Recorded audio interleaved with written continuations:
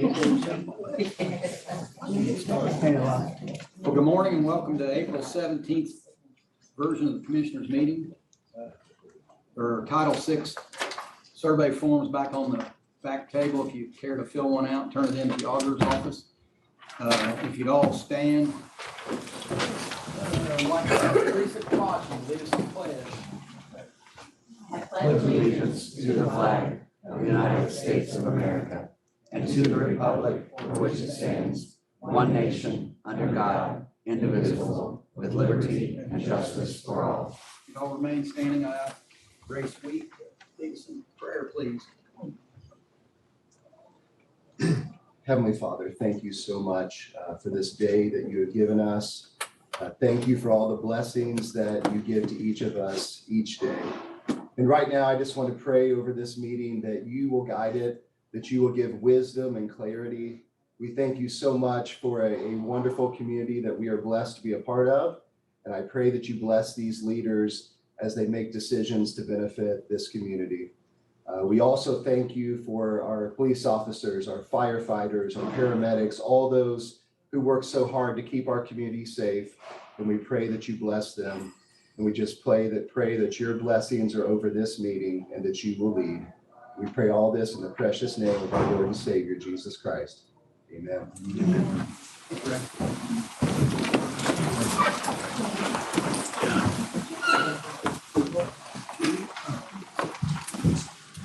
Review the minutes. Any questions on the minutes? I didn't have any.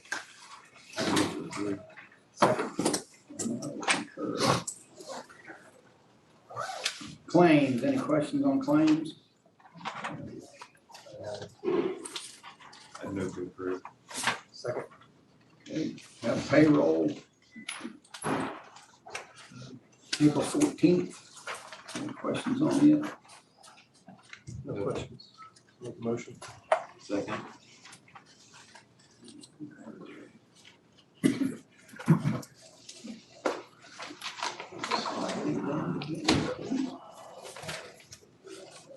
Todd Howe, Highway Department. Good morning, gentlemen. Report for the county is, number one, we're continuing out in the county to mow, the patching, we're burning some roads, to allow water to escape off the roads. Secondly, we're out doing bridge maintenance and repairs, in-house for the county.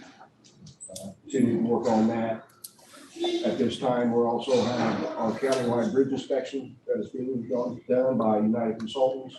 They're out, they'll be out all this month and they'll be out some next month.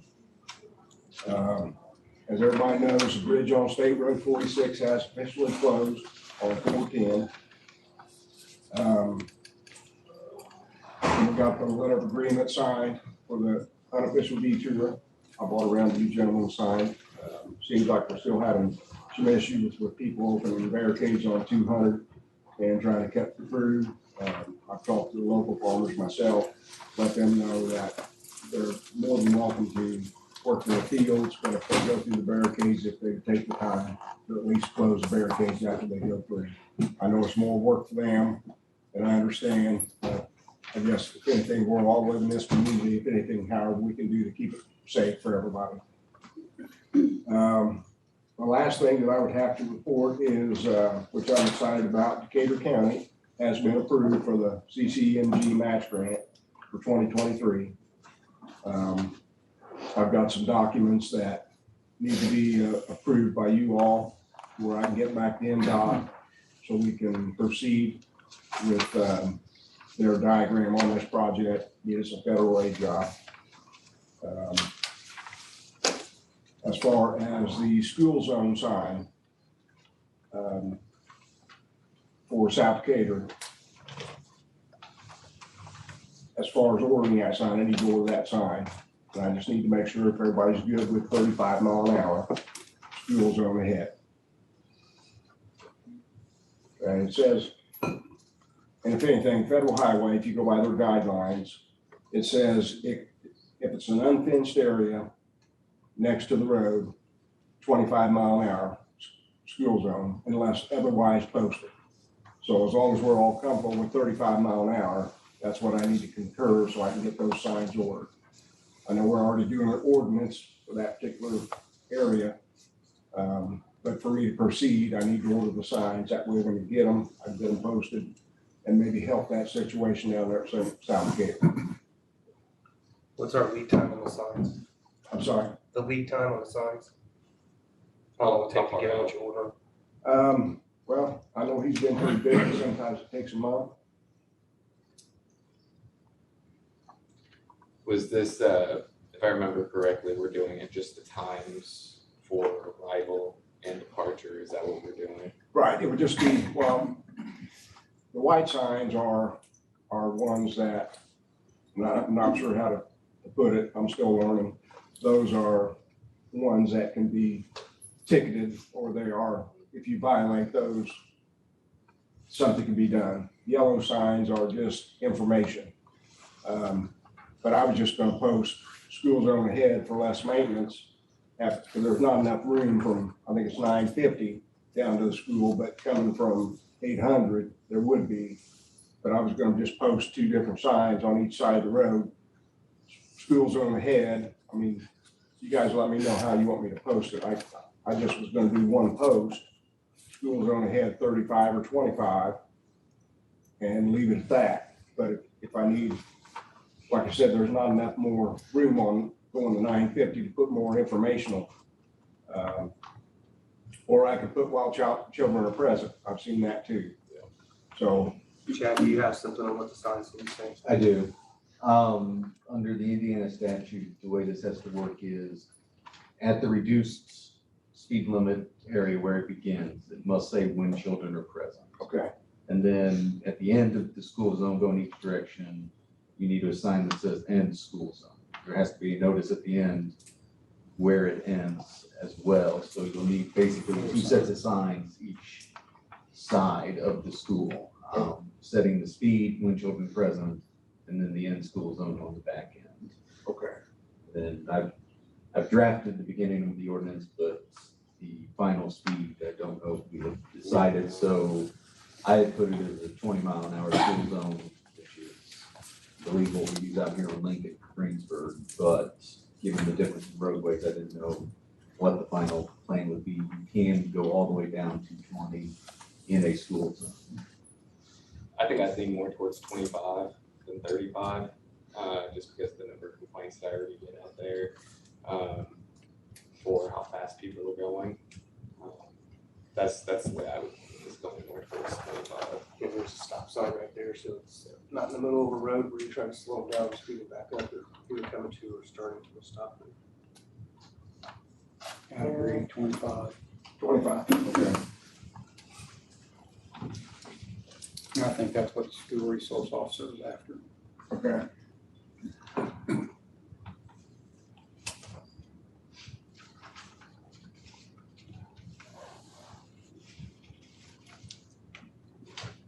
Okay, I can proceed with that.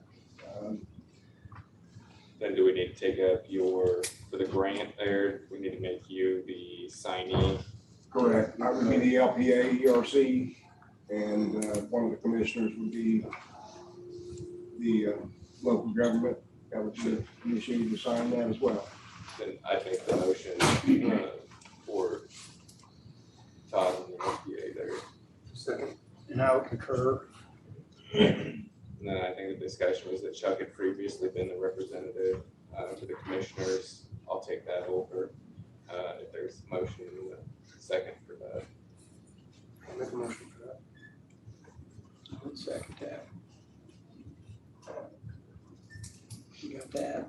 Okay. You got anything else? No, do you guys have anything for me? Well, you've presented me this bill from Strand for this month's version of highway design, $14,820, which would go to redevelopment to be paid. But we need to vote to approve that. What was it? Is this just the ongoing? Yeah. I'd make that motion. Second. And then while we're on that subject, we also have the app number 7 for the highway department. This month's application is $305,491.22. That would also go to redevelopment. Second.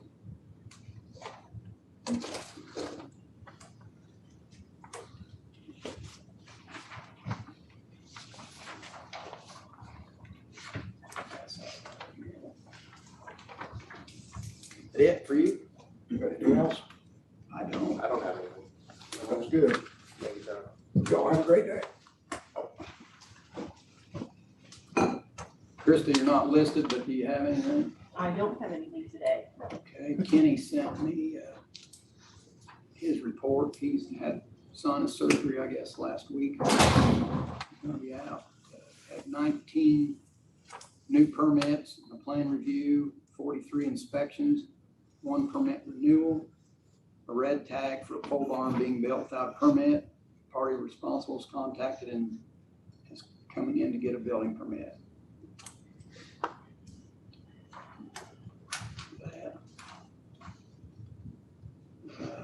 We have residents, the Howard Cathy family. You guys want to stand up and you're welcome to do it there, or you can come down to the podium. Fine here.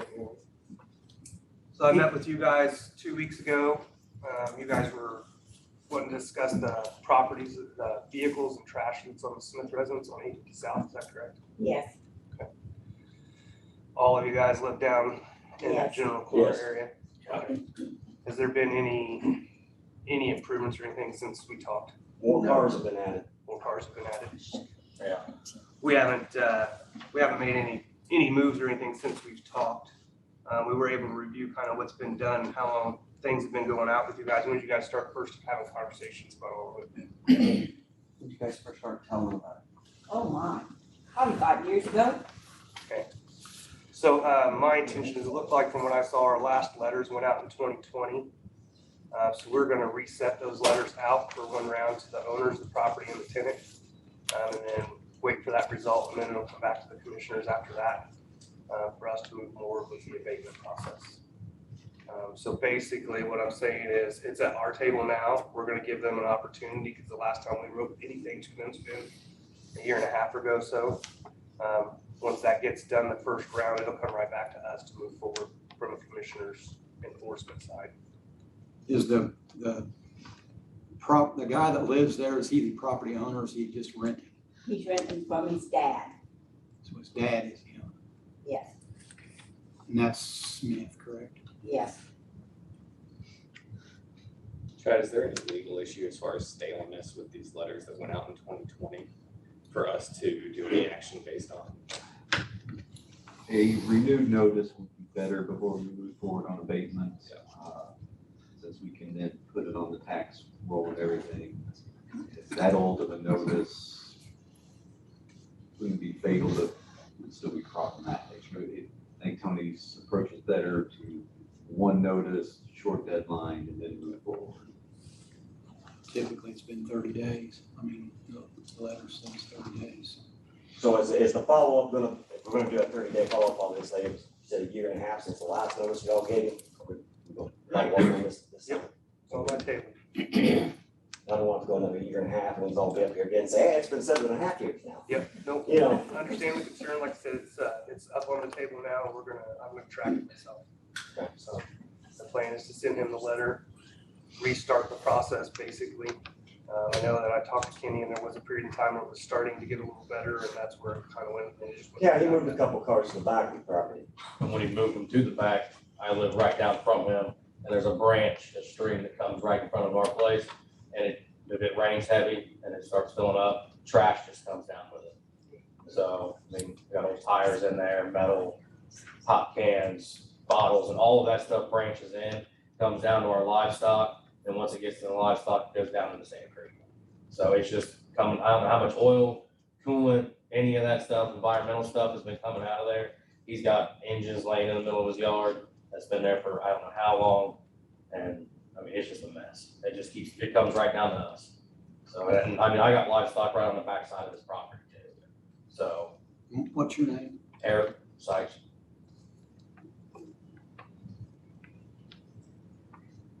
Spell your last name. SYKES.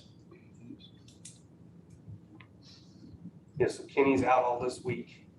As soon as he gets back, we'll make it his priority to get those sent certified to the resident and the property owner. So we gotta do both. And then 30 days, report back to us. No action, nothing's been moving, no communication, and then we'll move through the second half of the process, the abatement process. I mean, he has a lot of stuff there, and he can't even park in his own driveway. I drove by last week. Yeah. And I got my service truck, if he has somebody over there or something like that, and I gotta go on an emergency road call or go help somebody on the side of the road or something, I usually have to wait for them to move all their vehicles or whatever. Just Friday night, they were cleaning out a car on the other side of where that fence is, where that fence row is. They were cleaning it out, and when they got done, they left trash, their clothes in the middle of the road. I mean, it's ridiculous. We'll take care of it. Now, We hope so. We say something to them all the time, just asking them to move it out of the way. Because I mean, if the school bus is coming or we're coming out at the same time or anything, it's a safety issue. We can't see anybody around the corner. So That's the process. We'll get started on it. So make sure we do it the right way. But yeah, no, I drove by last week too. I wanted to see what it looked like.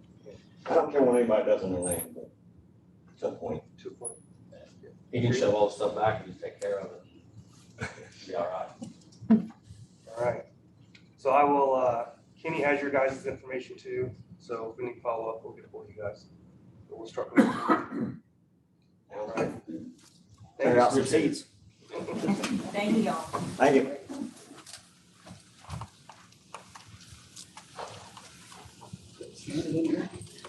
Janet apologizes, she's out of state. That's not, no excuse. I know, I'll tell her, it's no excuse. But I'm gonna speak for her if that's okay. She just wanted to let you guys know that all those deputy clerks and Janet herself have become notaries. And we will be providing this service to the community free of charge. Anyone using to notarize, they can come to us. She also wanted me to let you guys know that we were supposed to be closed this week, Tuesday, Wednesday, Thursday, for that training for our new child support system. The state has postponed that because they're just not ready. So we will be open this week. And then as soon as those dates are rescheduled, she'll let you guys know. Well, thanks for doing that. It's a good thing to have a notary in the courthouse. Yes, one more thing, the clerk's office will also start performing marriages again. And the other side will do the divorces. I mean, we do both.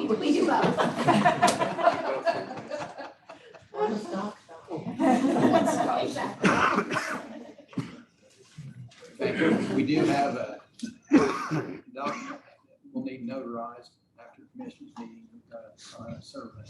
All right, well, we got a whole office full of them now, so you let us know. Thank you. Shannon. Well, you know, we advertised for a public hearing at 8:30, so if you want to move down the agenda, and then once we get closer to 8:30, Okay. that'd be okay? Thank you. Do that. Mr. Mayor. Morning, gentlemen. I've spoken with each of you over the last several months about the opportunity that may present itself based on some work that the state of Indiana is going to do on Main Street, from Lincoln Street out to the library. That does include, in addition to the existing right-of-way of a multi-use trail connecting the library to downtown. And then that leaves us a gap between the end of the multi-use trail at Rebecca Park and the library, which was, I believe, in the original plan from years ago when the East Side Trail was built. It just wasn't ever completed. I talked with Parks Director Kavachi about that a little bit, but the Parks Department property or the County Commissioner property ends sort of right along the west side of the amphitheater, and then the library has their property on the west side of the nursing home property. They own all the way to Main Street. So I've been working with them. They're based out of Baltimore and their legal's out of Detroit. And so their local connection doesn't really exist. So we've kind of been talking through that about how to get an easement across their property. We asked them if they'd be willing to sell it. They weren't.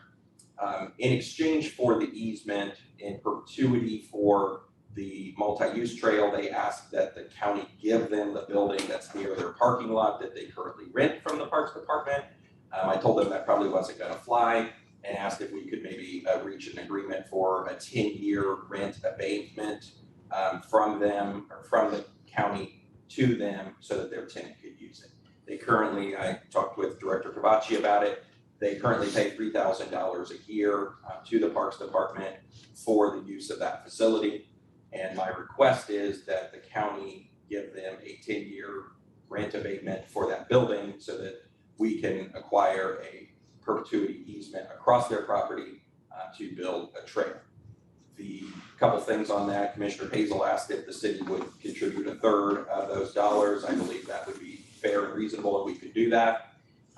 The nursing home doesn't want any liability. That would be like a typical liability for other public right of way, and Kevin Preckler is currently flinching. And then the other thing would be is, the maintenance obviously is one thing long term, but also I think it would be wise in their best interest, they being the nursing home, to go up to the edge of the pavement so that it would look the best as it relates to the adjoining property. I believe they would be fine and reasonable to that. So my ask to you is, if that's all okay, can the nursing home legal counsel, our legal counsel, and your legal counsel all start working towards that agreement for the abatement and the easement? That's the request. I don't have any questions. I don't have any questions either. Do we need to have, I think we probably need to have some discussion about the amount. If we're good with that being the body that we would be. The 10-year Cover. abatement gets us a lifetime easement, or is it 10 for 10 and then readdressed? No, we would want a perpetuity because we don't want to spend $500,000 on connection and in 10 years have to tear it down. And I've been very clear with them. Now, obviously, it's not done until there's ink on paper, but I've been very clear with them that that's what we would like, and they haven't said anything against that. Yeah, I definitely think whatever document, we need to make sure we include the maintenance up to the edges of it, so we don't start having to deal with maintenance long term, or send somebody out to mow that extra stripe, whatever with that. And so then we would have to be addressing your budget then for the next 10 years to add the $2,000 from the county side every budget. Is that correct? Yeah. Danny, are you guys gonna be okay with that? No, I'd just see half. That's $20,000. I'd rather see 15 both ways myself. Mayor knows how I am. I would ask the county to contribute money towards the construction of the trail for county residents. Potentially half. We got one out there. And so then if you're going to, the city's going to be contributing money, are you going to be contributing it at $1,000 a year, or what is the city's your contribution? I imagine for ease of use, we would contribute it quicker than that, just so that there's not 10 years of payments on our side outstanding. We'd probably do it over a 2 or 3 year contribution directly to the parks. I guess first, then we probably need to take it up in a couple of ways. First, are we okay with doing the abatement to allow for the use of that building for free by the nursing home for the 10-year period? And then second, what the price would be that we're contributing, and if you guys are okay with the contribution amount from the city. So first, I guess I'd make a motion on that abated, or on the abatement there for the building that the nursing home would be using for the next 10 years for free. A second. Teresa, how long have they been renting that building? You know? I haven't actually had time to fill that out, but it hasn't been forever. I forget how I don't know if you guys bought a little more property, even back when the connection was built, possibly, because they haven't always rented it from us. They actually owned it, and then through something, and I need to go back and I need to really pull it out back when the connection was put in to see if that's maybe when it started. Because that's, I think we purchased it I and they thought it wanted was to always use it one of their and they buildings. rented it. You know anything about it? You remember when, how long? I don't remember. I know for a fact that we haven't always had a rental going on, so it's been, in terms of how long I've been there, it's been recently, but I can't tell you that long since that happened. Okay, motion's been made and seconded that we allow that 10-year. Now, I guess your second question is the amount compensation. Any discussion on the amount?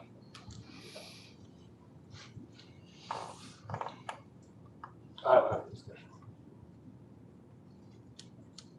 Then I'd make the motion for the commissioners to add an additional $2,000.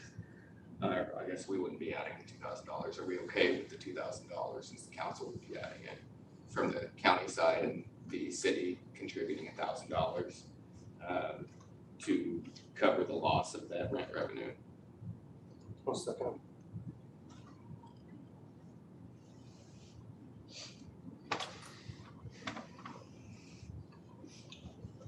Motion's been made and seconded that the city pays 1,000 and the county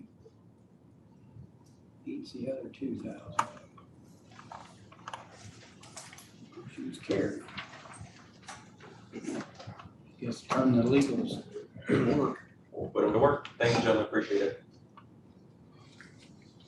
Chad? Yeah, so as you all know, several months ago, we sold the jail pods.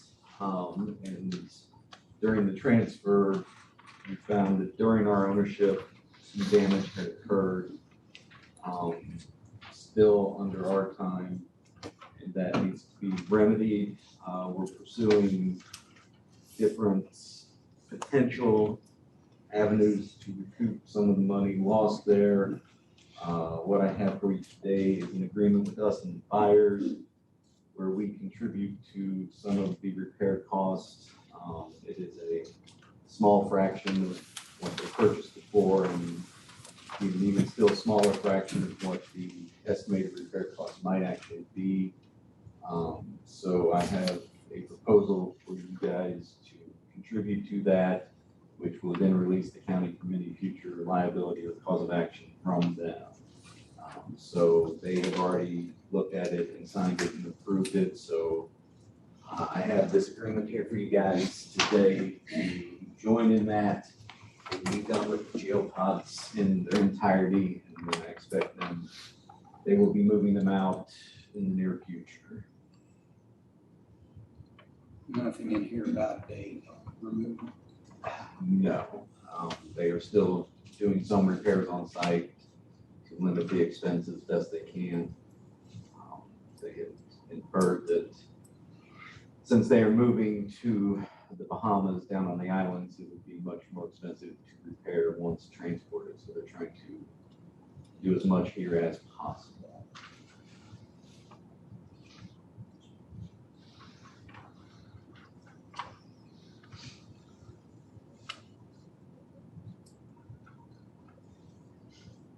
So this embodies the agreement that we discussed in the executive session. It does.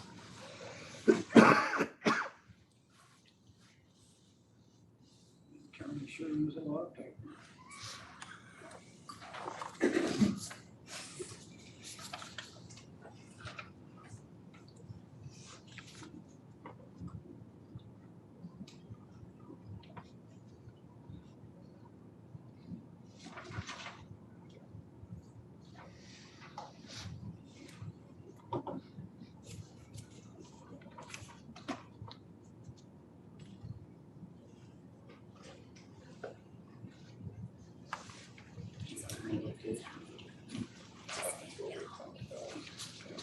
I'd make the motion to enter into that agreement. 1 second. Place for us to sign. Yeah, this is mine for each of you.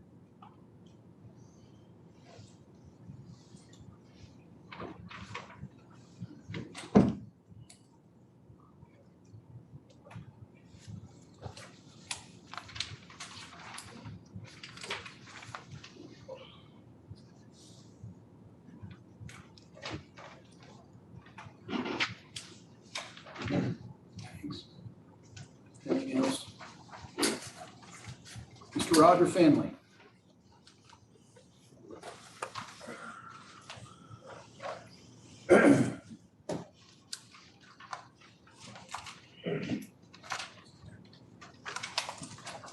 I was just going over this, Decatur County Public Works schedule of events. I'm sure you guys are familiar with that. Got about 150 different items on here. Just to kind of make it simple. We got such things on here as office furniture, $200,000. Seems to me like they'd fill that whole building up if you bought $200,000 for furniture. You got planting and grass, about $54,000.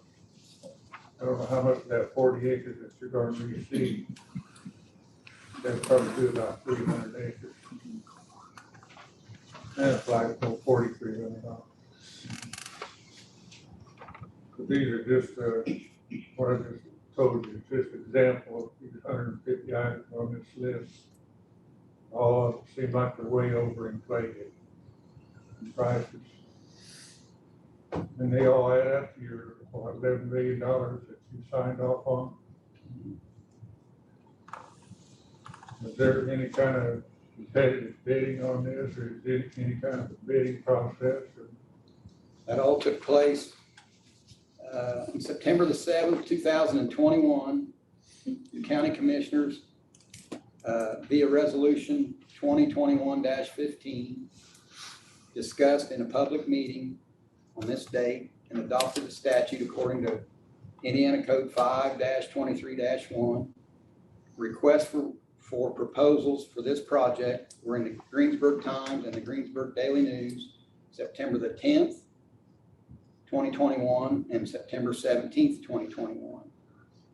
The requests for these proposals were additionally in the Greensburg Daily News on September 11th and September 18th this was according to code IC 5-23-5-1.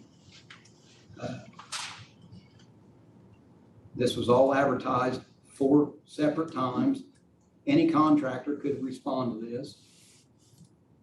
County paid extra to publish the entire RFP in the newspaper, not just a notice, that the contractor could easily find the information needed to submit a proposal.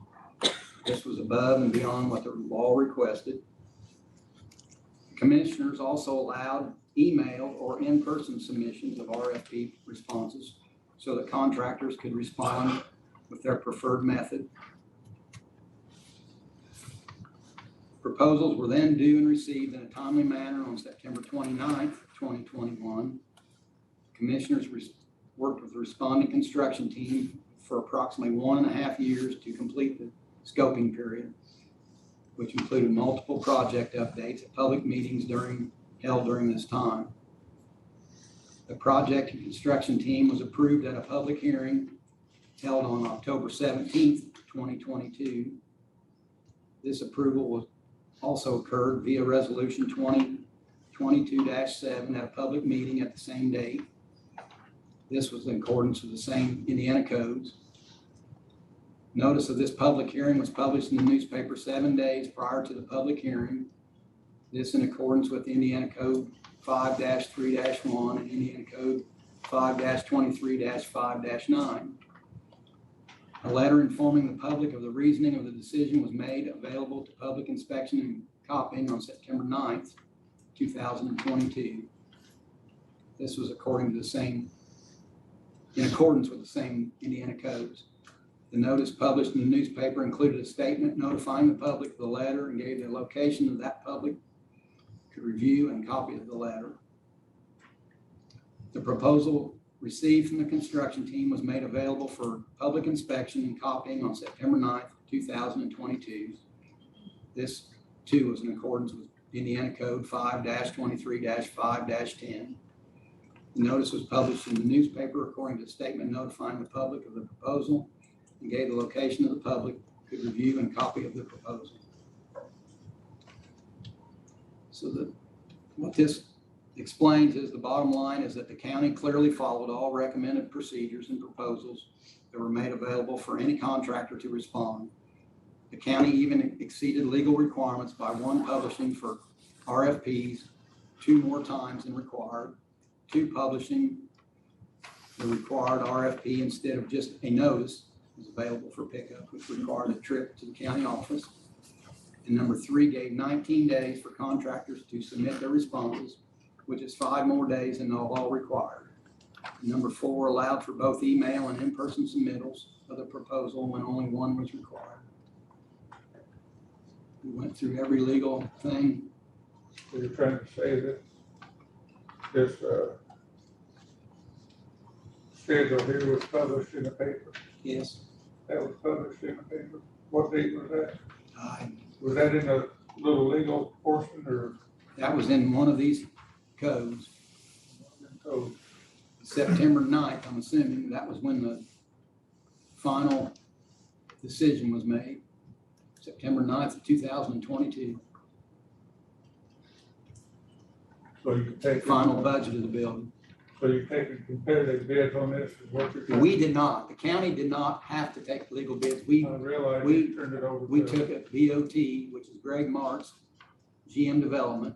We hired them, we agreed to a budget, and they hired Maxwell's to be the construction engineer, and then Maxwell's took competitive bids on everything on that list. And we gave them a list of all local people that we knew of that might be interested. You're trying to say that this might come under $11 million. Right now, it's under budget, correct. And it's under budget on date of completion. We agreed to a maximum budget that could not exceed, I realize that. I realize that. and it's their responsibility to take competitive bids. Where did this list come up from then? How did this list, this is what they got budgeted That's from their bids? from their bids. So it's gonna cost $50,000 to get that seeded out there. If that's what that says, that's what their budget line is. That's fertilizer and seed and all the straw and matting and everything that goes with that. How much are they gonna seed out there?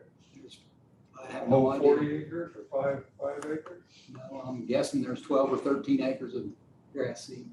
Any Landscaping farmer- any man. farmer in the world could afford to seed anything like that for hay or anything else.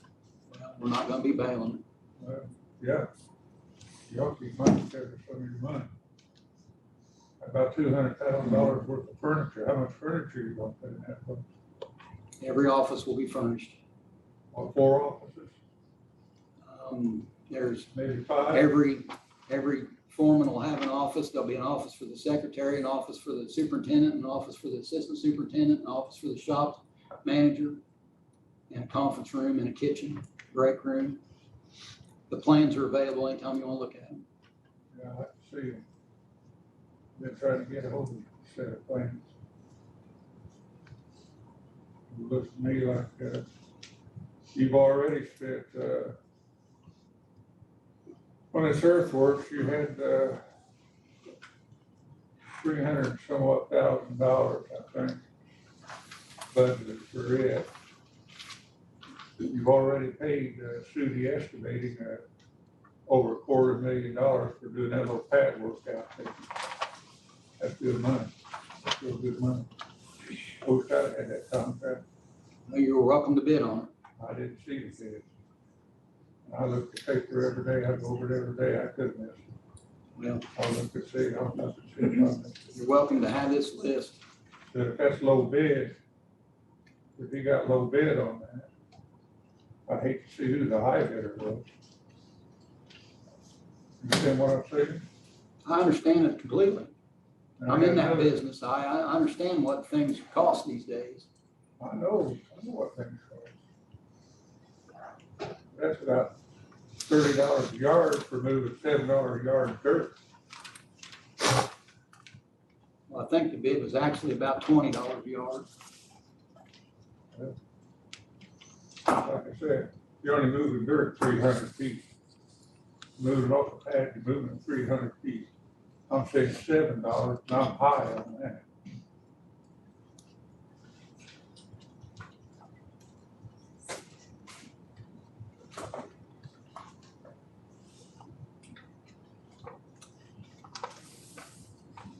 So you're saying somebody's got the bids on that excavating work, I'd like to see them bids, is there any way I can get them bids on that? You would have to get those from Greg Marks. They're not, Greg Mark, and who's he with? that's GM Development. Okay. And you think they'll have the bids on that? Well, I'll tell you what, you just cut that by 25%, you're gonna save the taxpayers a lot of money. So you guys take this and you turn it over to somebody else, and that wipes your hands clean, makes your hands clean of all this. That's just like Congress turning their legal obligation over the EPA and the ATF and everything else. And they're out there making rules,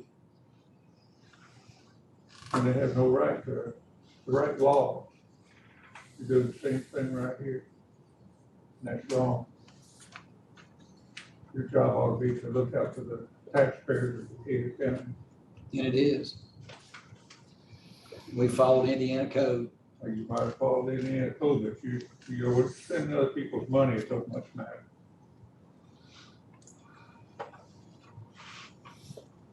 Doesn't matter to Congress how much money they spend. And the same thing is coming right down here to the county level.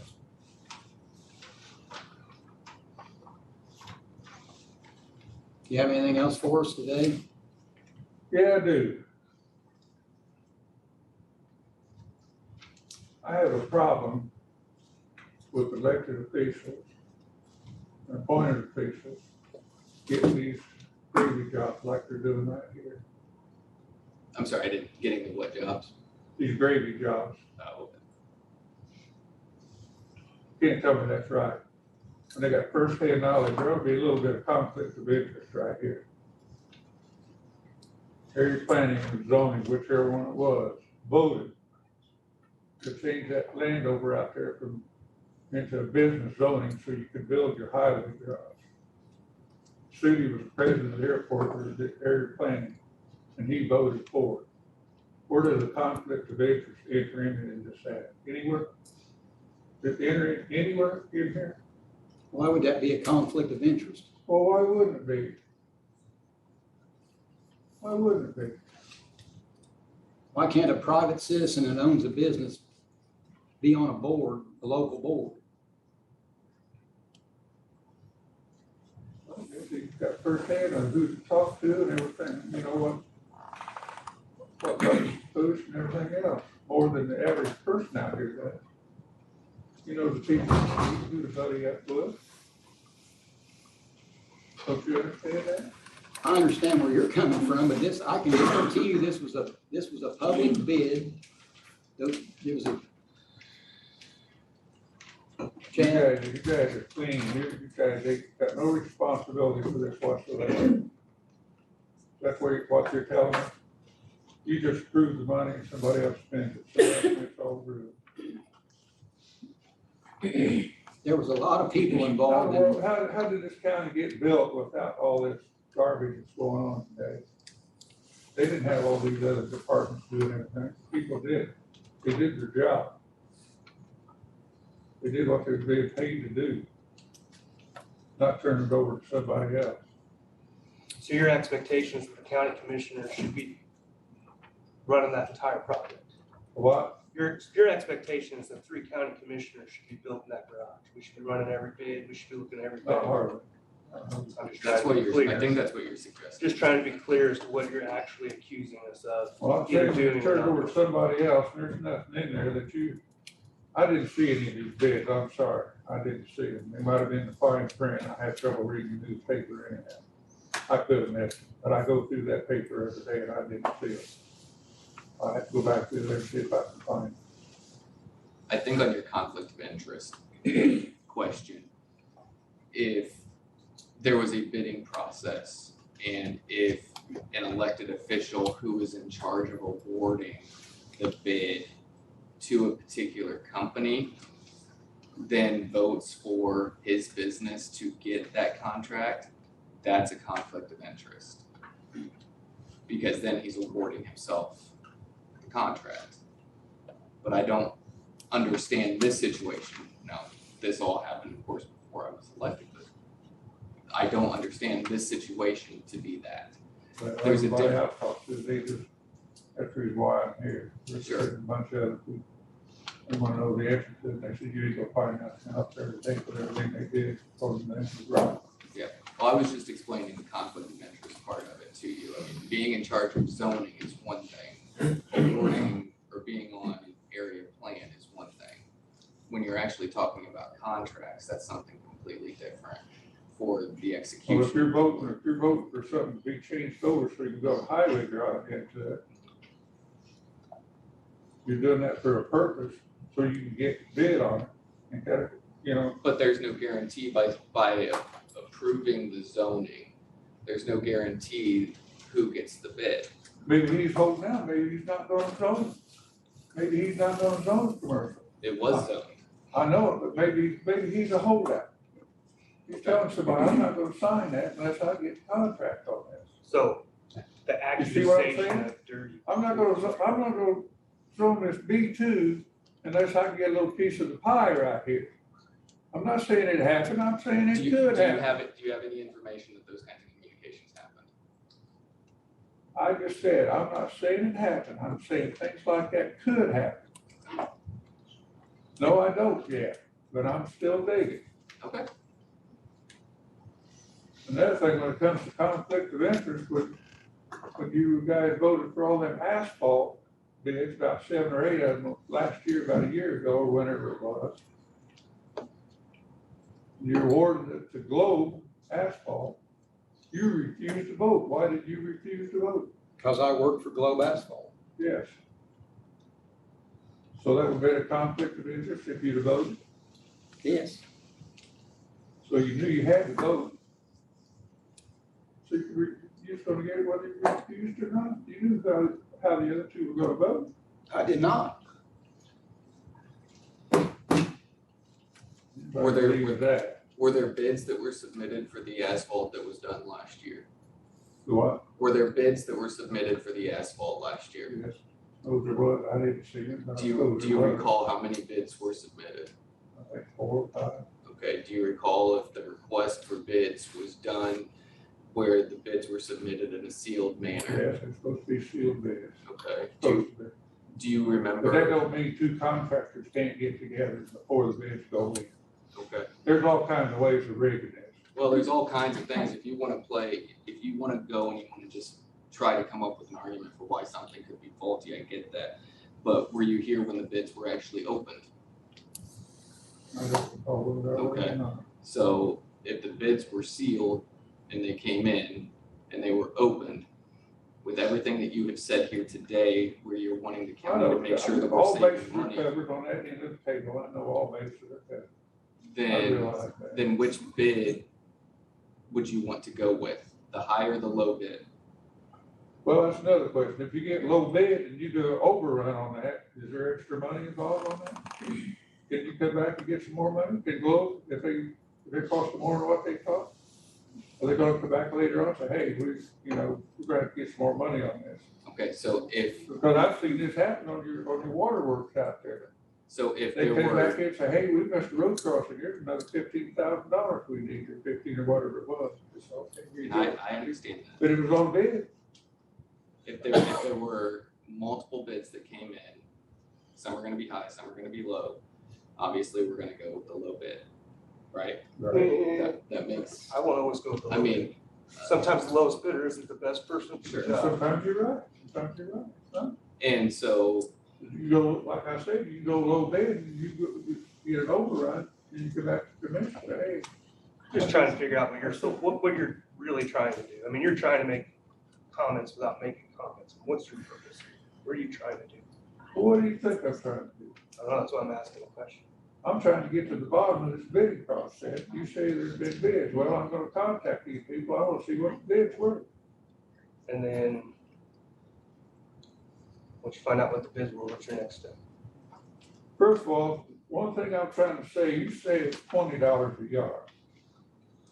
I don't think, And once you get the bids, $20 a yard, that's big money. once you get the bids, then what are you gonna do? Well, I just don't know. I don't know this. Just trying to understand your intent. Well, I would say that I don't want to offend anybody. I think you're probably past that at this point. I think you've offended several people. Most people in the local government, at least, you probably offended quite well today. I'm not sure why you're holding back at this point. Well, I'll tell you what, if you listen to the news today, there ain't nobody trusts government all the way down to local government. The trust is gone Just asking you because to of clear in stuff, your accusation. because of stuff like this going on. I've talked to probably 50 people and I've showed this thing.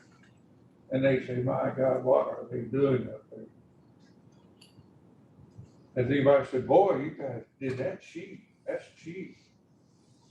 I don't see how you got that building done that cheap, them 3 buildings done that cheap. I ain't heard nobody say that yet. I think St. Paul went over to go to a fire department for $750,000, and that's being high. Somebody said it was less than that. I ain't got the figure on that yet. That's a nice building. Anybody know what they spent for it? Anybody here got privy to that information? No, I don't. Well, I'll just keep digging, I'll come back. Get some information.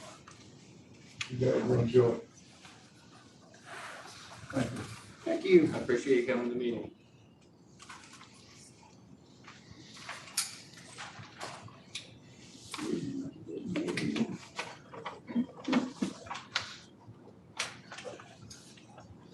Who wants to go back to Shannon?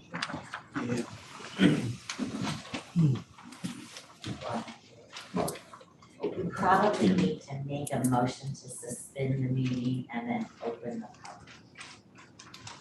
Okay. I would make a motion then to suspend our current commissioners meeting and open public hearing on the YMCA grant topic, and then we can get back to our commissioners meeting. At the conclusion of that hearing. That's the motion on the floor. Second.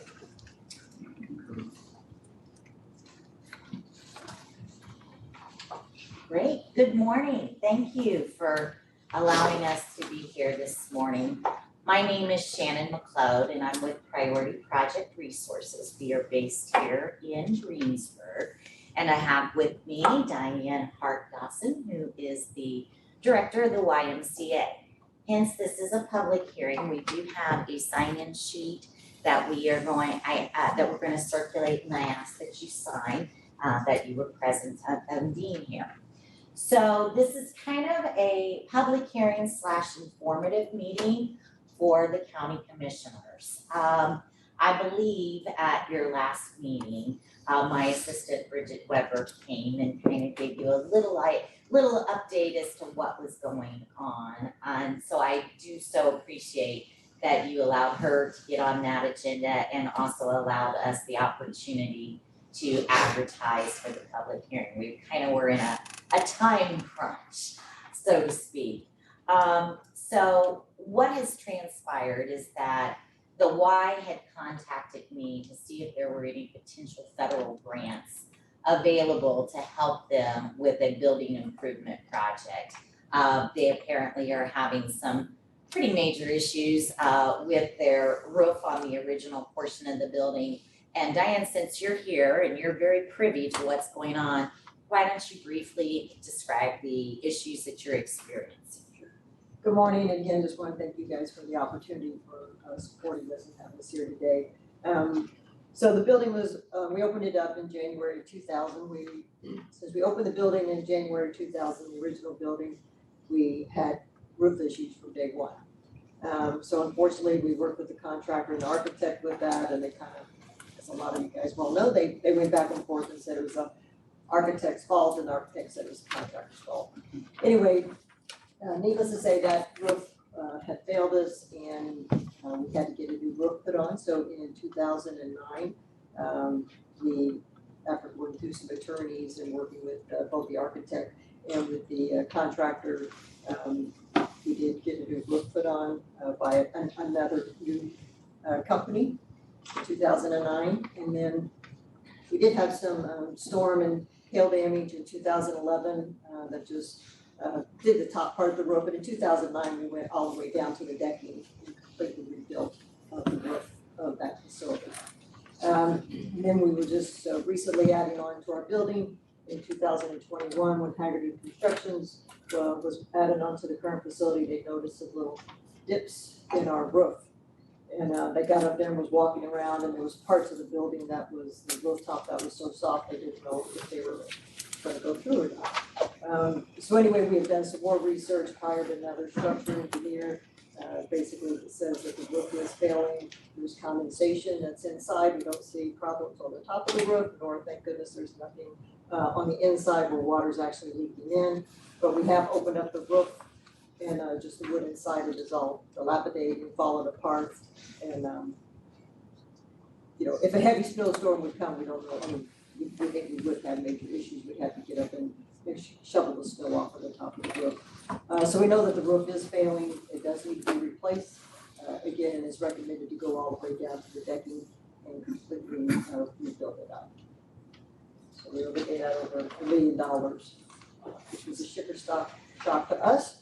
When we got those quotes for that, we do have some money in our reserve, but unfortunately we do not have $1 million in our reserves. So in turn, they reached out to see if there was any possibility of getting grants. So just to give you a little background on myself, again, my name is Shannon McClode, and I have lived here in Greensburg for over 20 years. I've been a federal grant writer and administrator for over 30 years.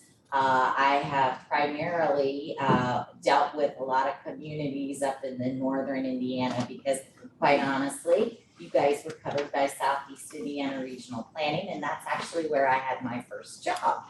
But Southeast could do a wonderful job on this. The only difference is that I'm kind of volunteering a little bit of my time just from a community standpoint.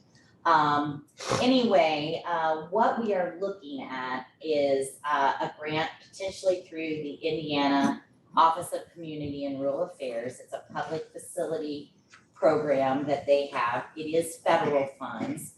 The maximum is a $500,000 grant, and it will require a minimum of 10%. But as Diane pointed out, we're looking at more of a 50% match, in which the Y would be supplying that match.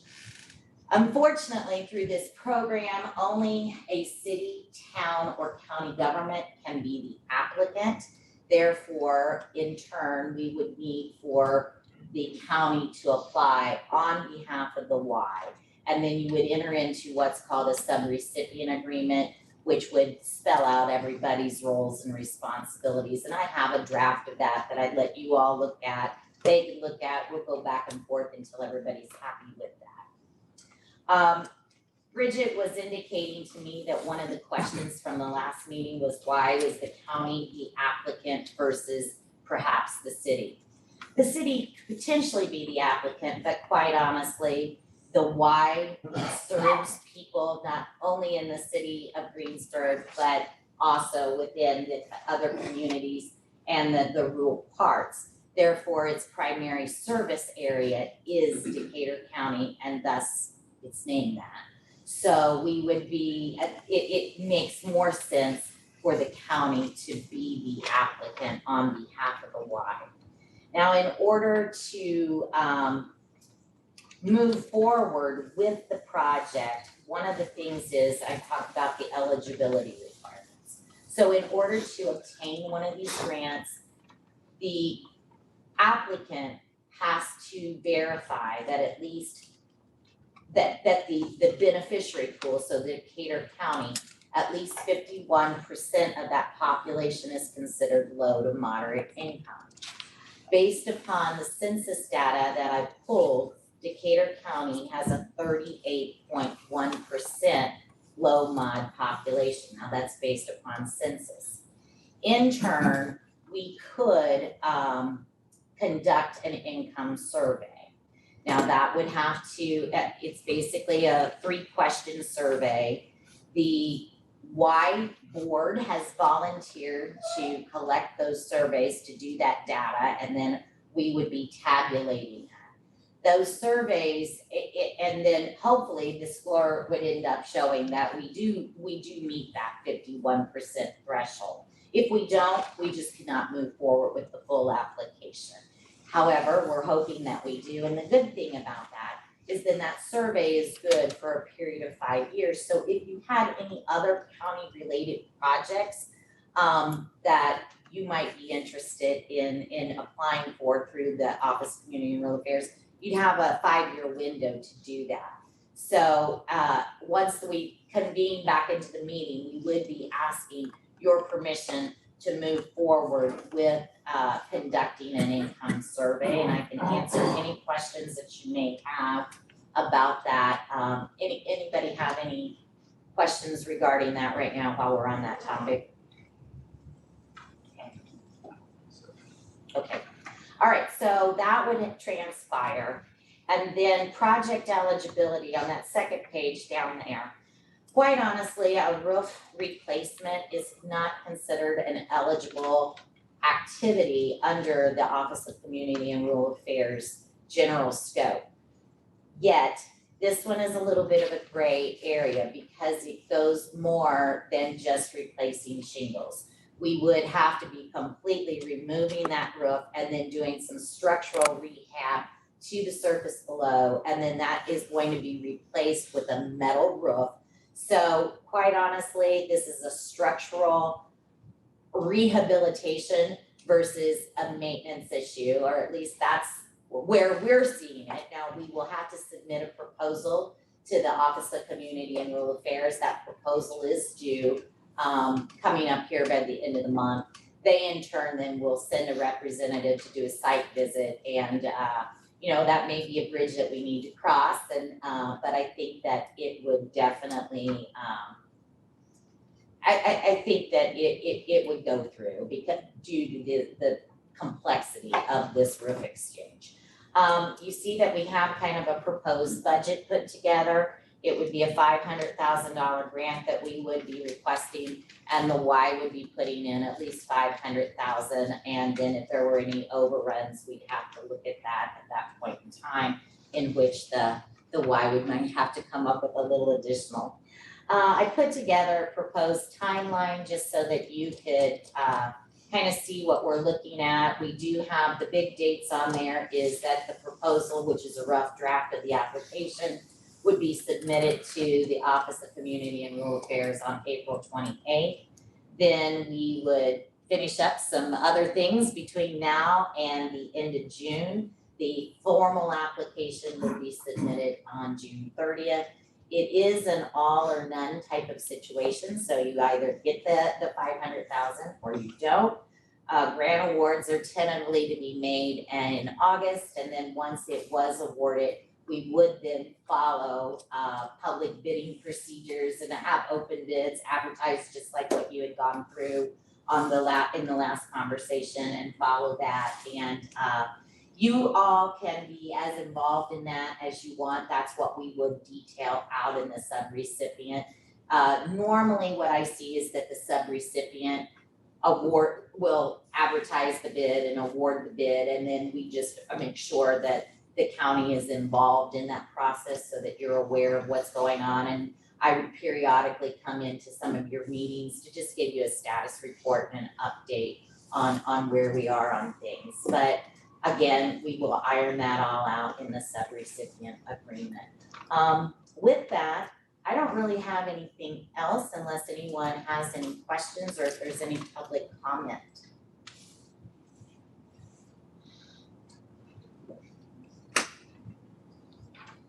So if the county would be the sponsor, I'm told that we can sponsor up to 3 different grants or have 3 different grants on the table at the same time.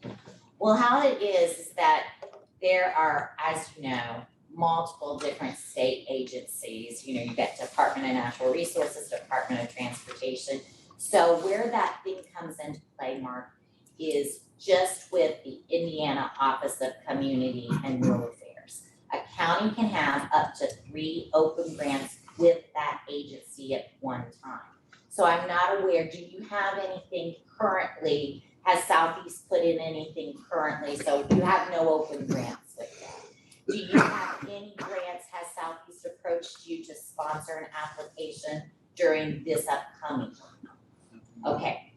then you could only apply one grant per round. So if, as long as you don't have anything else right now, you could apply for this. It would then be awarded in August. As soon as construction contracts were signed, you then could apply for another grant.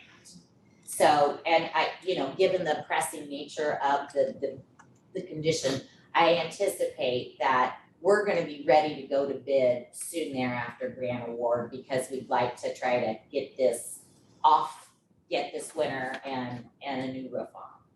So it really shouldn't prohibit you from moving forward with any other grants through DOTS, Community and Rural Affairs.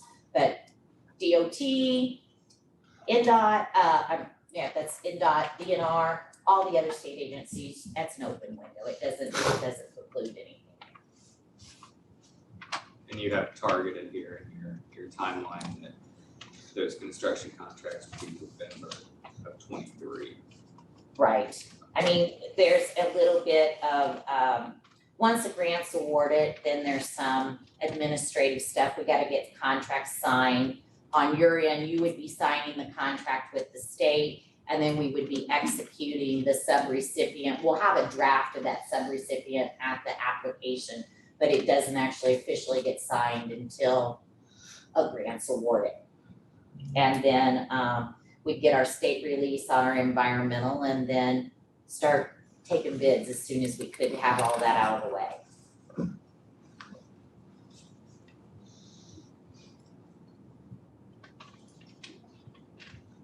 Any other questions? So I guess we close the public hearing and then reopen so that I can get official okays. I make a motion to close the public meeting and then reopen the commissioner's meeting. Second.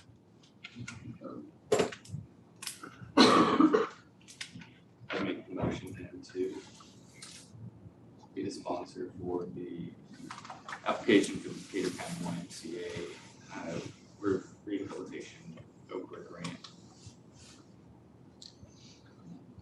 I'll second that. Concur.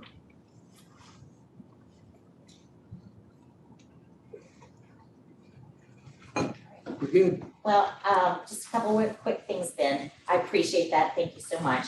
So first off is, because you have agreed to sponsor, we have, it's called the authorization of submission that I have to show that the county commissioner has signed to submit with this proposal.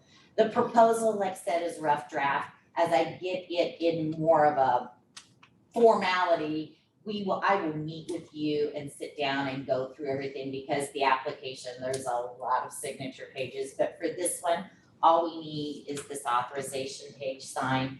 Additionally, I'm asking you to sign, it's called a third-party authorization, which gives me permission to type up minutes of the public hearing on your behalf, so that Janet or whoever's taking the minutes doesn't have to. So those are the two forms that I need signed, and I ran Xerox copies so that you could have a copy of what they're signing, and just start a little file and we'll keep it from there. And then additionally, is it okay if we move forward with conducting the income survey? I don't see any reason. It's a formality of the grant, and basically it's just a form letter that will go out to a random assortment of households in the county. We will have to get, I'm gonna have to get a listing of all of the households in the county to then randomize that list. Do you have any advice as to who might be, I mean, a 911 or auditor? I mean, I'm not really a recorder's office. Where would I maybe be able to find the list of all property owners? And we'd have to take out commercial and churches and schools and all that. It's just residential property owners. Would you have any idea where I might start to pound that down?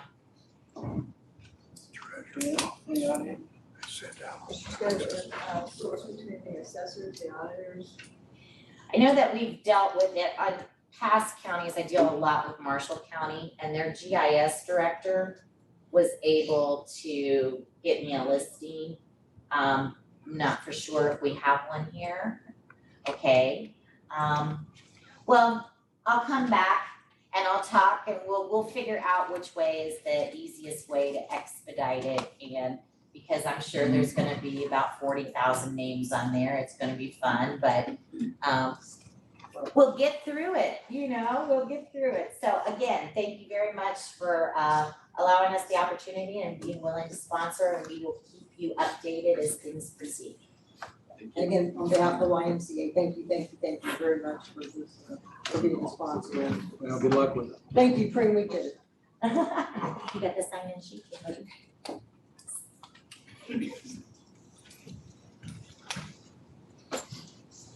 Okay, we got a couple of resolutions that, Cume Bridge Fund. This would take effect, taxes for 2023 payable in 24. This proposed fund would not exceed 0.0333 on each $100 assessed valuation. County Bridge Funds running behind them, and that bridge out of Bernie is gonna be a very expensive bridge. I think it's in 26 or 27 that happens. So we're trying to accumulate a little more money for that. A few years back, they reduced it by some. We're just putting it back to the original levy. So need a motion. When did you guys discuss? Do what? When did you guys discuss that? We done that back when we put the wheel tax on. He volunteered to lower that. Now, I think, if I'm right, Janet, this is in levy, so something will be reduced. If you raise this, we'll lose county general, parks, could lose some and things like that. You understand what I mean there? No. But I know his bridge fund is in trouble. I don't think the loss is that great. 90,000, does that sound right, Jan? I mean, it'll come out as, I think it was like 90,000 will be taken out of other departments. So if it's spread out, we'll be all right. You understand what I mean? Yep. That makes sense.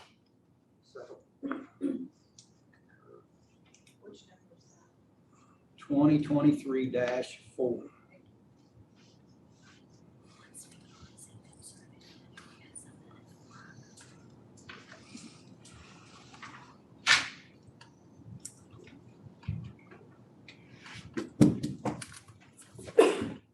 The other resolution I have before us is 2023-5. It's for Cume Cap Development Fund. And it's to also put it at 0.0333 on each $100 assessed evaluation for taxes 2023 payable 2024. This would raise taxes on property. What's that number he had? 333,600 additional revenue. That was a per $11.80. average home of 140. 148,600.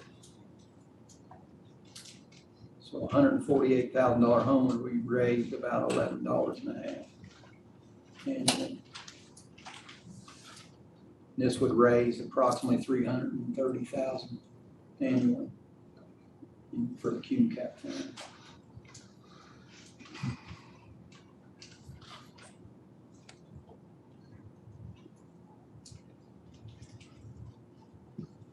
What all is that going to support? Anything in construction. I think the thoughts behind it were the renovation of the old Washington School, Which is desperately needed.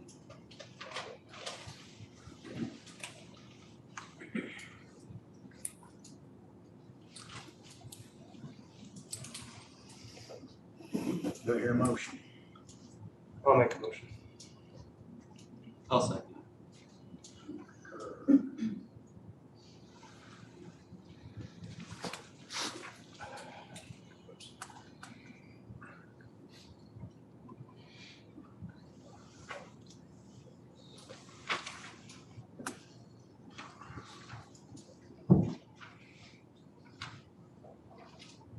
Dawn has a report here for, to give us. Good morning, everyone. Brian Robbins cannot be here today with the Economic Development Corporation, Greensburg, Decatur County. He is at a conference in South Carolina.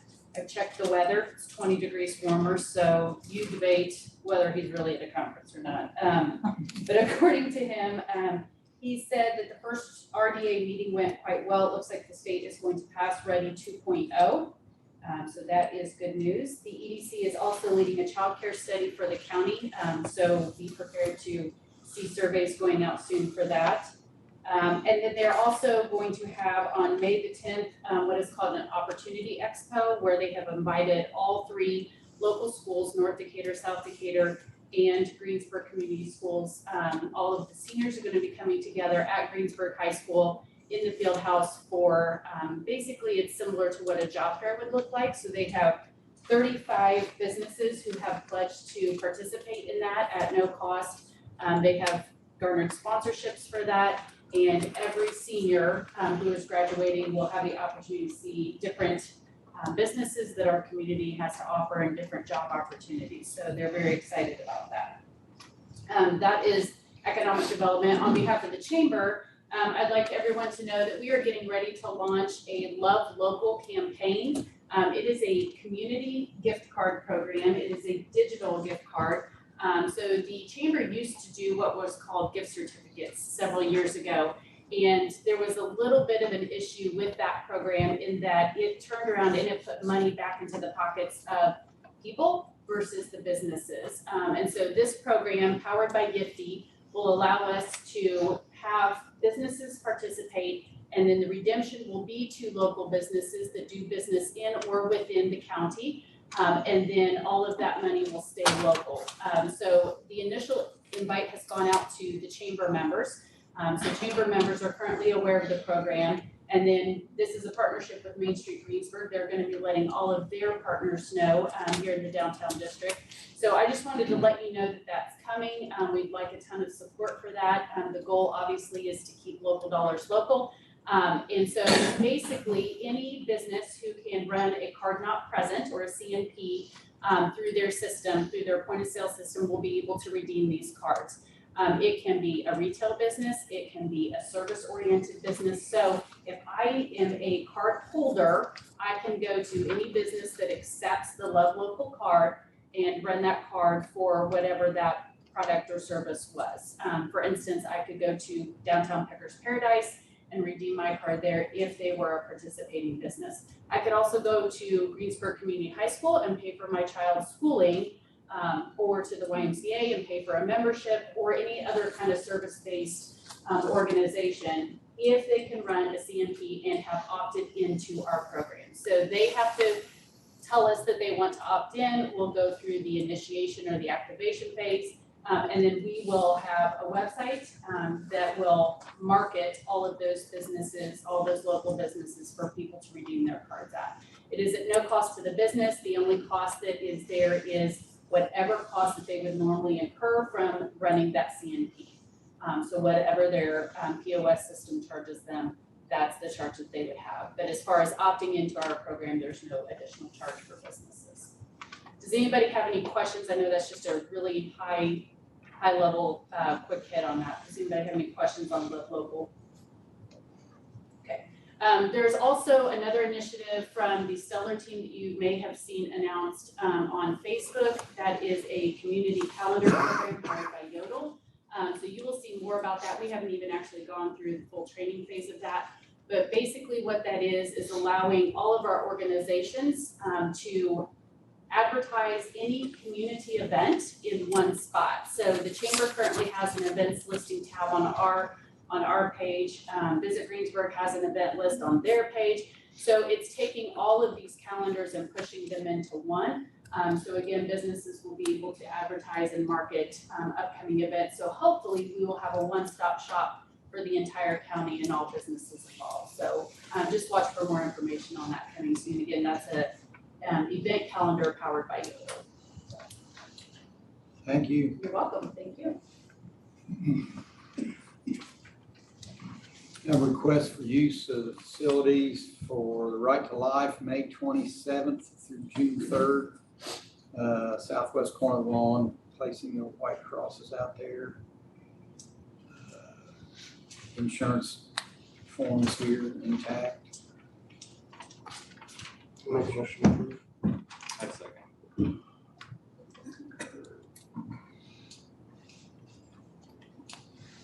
Last thing I had.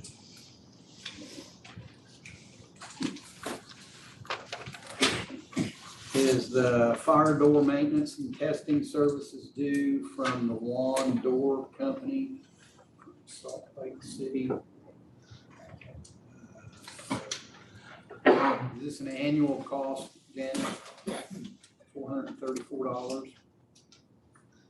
And that's the doors, that security, is that? No, that, the fire door is actually on the second floor, just outside of the elevator.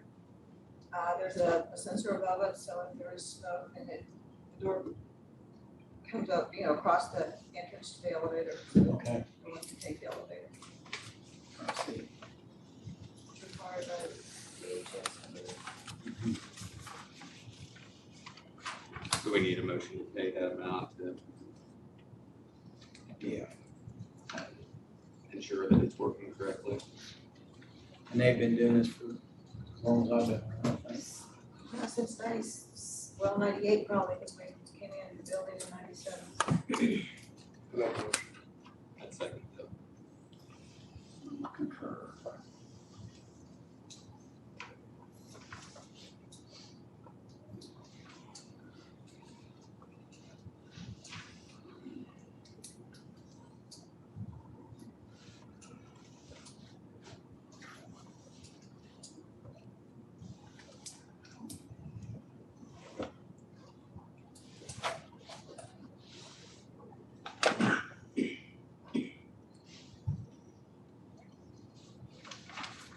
I skipped it.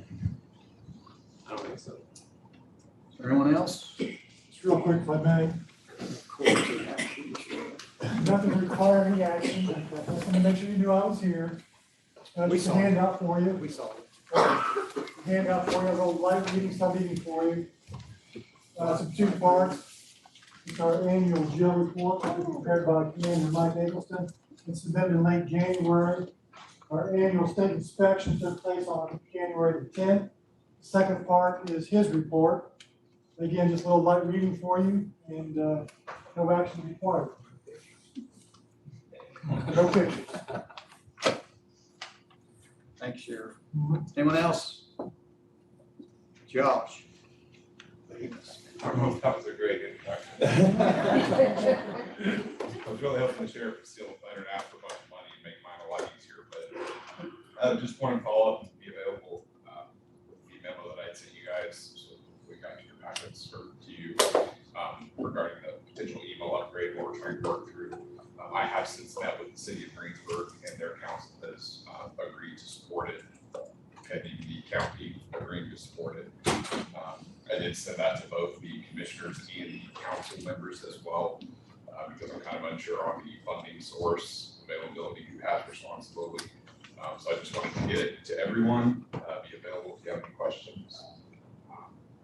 Welcome to any discussion. It's a pretty large number, and so I want to hear from the council giving the go-ahead before we. Comparatively.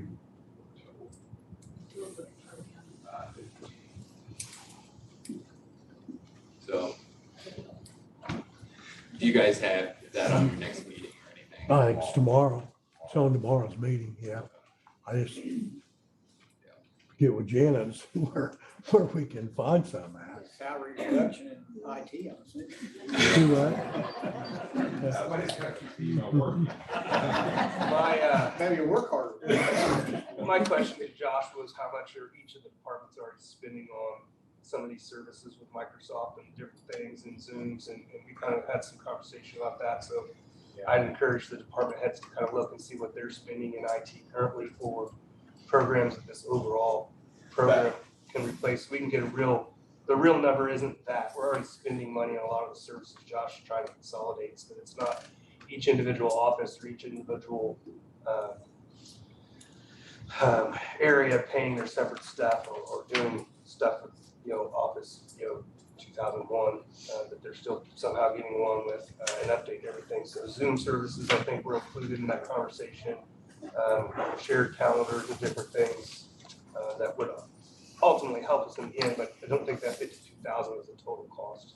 Correct, and that's, I'd even struggle at the intention of the memo was to kind of just get you guys on board and see for discussion. It's very difficult to compare because we have so many different offices doing different things with different versions and different payment sources and funding. Some will pay for with the grant. The additional cost that we're even paying today, actually, this will be the first year we would be making the decision to either change systems or continue with what we're on, which we've determined is not an option. We need to change regardless. So we were partially funding this year with grant dollars, but also going to be asking for additional funding regardless. So I don't mean that in a bad way, just being upfront that we can't cover what we're doing today. Some of the offices, to Tony's point, do have this budget. They have paid for it themselves for years, always have, but it's also not an apples to apples comparison, even on the dollar side or the future side. So it's really difficult to give you a true comparative number. I've tried to kind of put together a couple of just big chunky estimates to help with that.